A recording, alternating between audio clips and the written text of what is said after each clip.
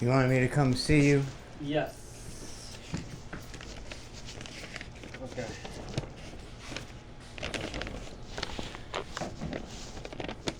What is this? How much you... I got your text, and this is what I wanted to say to you.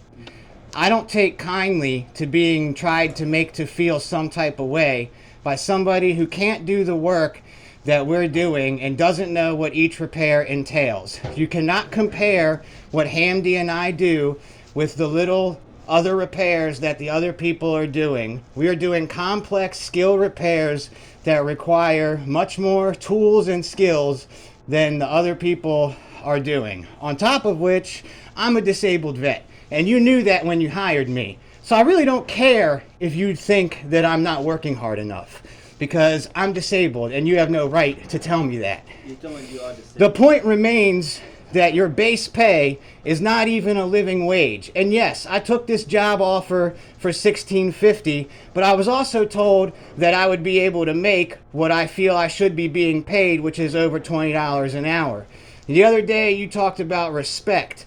And I agree with you. I want this to be a respectable place to work. It should be a respectable place to buy furniture. So why don't you pay a respectable living wage? And I'm not just leaving my tools here and going home to wait for an unset amount of time while my tools sit here getting stolen. Because we've already told you that there's a problem with people stealing stuff here. And I've already had tools stolen from here. So you got three options. You can realize that my job is different than these other people's jobs, and that you're filling out your sheet thing is not a comparable way to decide who's doing what amount of work, because everything that we're doing down there is different from each other. Two, you could try paying me a little more for a little while and seeing how things change in my attitude and how I show up and things like that. Or you can fire me, because I'm not just going to go home and leave my tools here for a wait around for a phone call that's never going to come. And I understand if you need time to think about that or whatever. And, you know, I can leave my stuff here for a day if you want me to take tomorrow off or whatever. After what you told me, I want to be responsible for your stuff. So you take your stuff with you. Okay. So are you firing me? No, I'm not firing you. I just like, you know, I want to think about what I'm going to do. Okay, well, I need some kind of a time frame because, like I said, I like this job. I like working here. I like the people I work with. You know, I don't know if you know this or not. I'm homeless. I don't have a place to go home to. No, I don't know, but this has nothing to do with job, But it does have, because it affects everything that happens in my life. And and what you pay me directly affects that. In Maryland, a living wage is considered to be $19 an hour. Again, like I told you before, it was a job that I offer and you accept.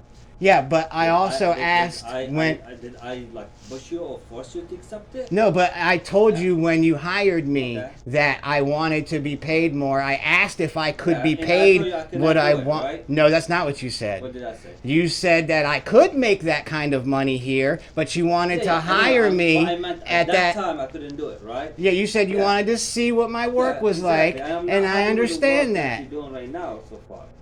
You said that the quality of my work wasn't in question.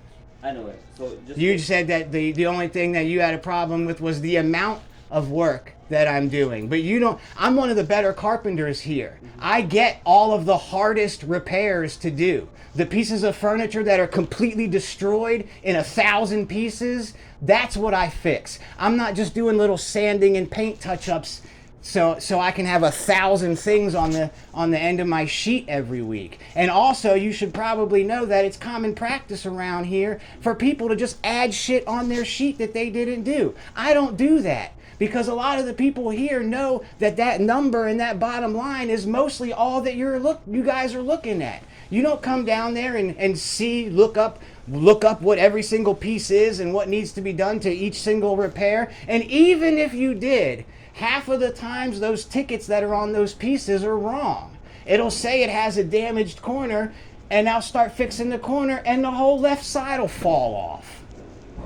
And then if that happens to somebody else, they bring it to me. Hey, Eli, fix this. You can fix this. I can't fix this. You do it. So I'm being punished because it looks like I'm not doing the same amount of work as other people. I have more skills than the other people. I'm doing more complicated work than they're doing. It's not a fair comparison. Okay, I get it. Okay, so like for the time being right now, just make sure you take all your stuff. And you got my number, I got your number, and I'll let you know. But I need some kind of a time frame, man. Like you got to give me a certain number of days. Okay, I'll let you know what we're gonna do. Okay. Good? Yeah, thank you. Okay, man, make sure you take your stuff. I got my stuff. I got a truck here waiting. I got all my stuff packed up.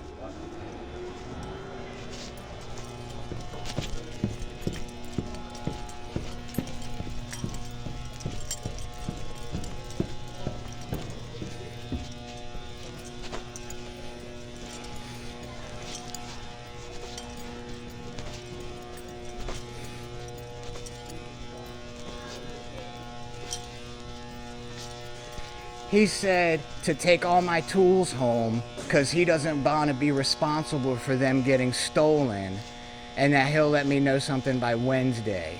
I told him I'm not just going home and waiting for a phone call. He was like, you got my number, I got your number, I'll let you know. I was like, no, you're going to give me a certain number of days that you're going to call me in and let me know. I'm not leaving here with just, oh, I'll call you, but you're not fired. Like, no, that don't work for me. I try to talk to him tomorrow, okay? Yeah, say something, because I told him like about how he can't compare what we do because we're doing more complex repairs than them, and if he's just looking at some fucking sheet with numbers on it, that don't tell him shit about what we're doing down here. So tomorrow I talk to him, then I told you what okay, to say, okay? All right, appreciate it.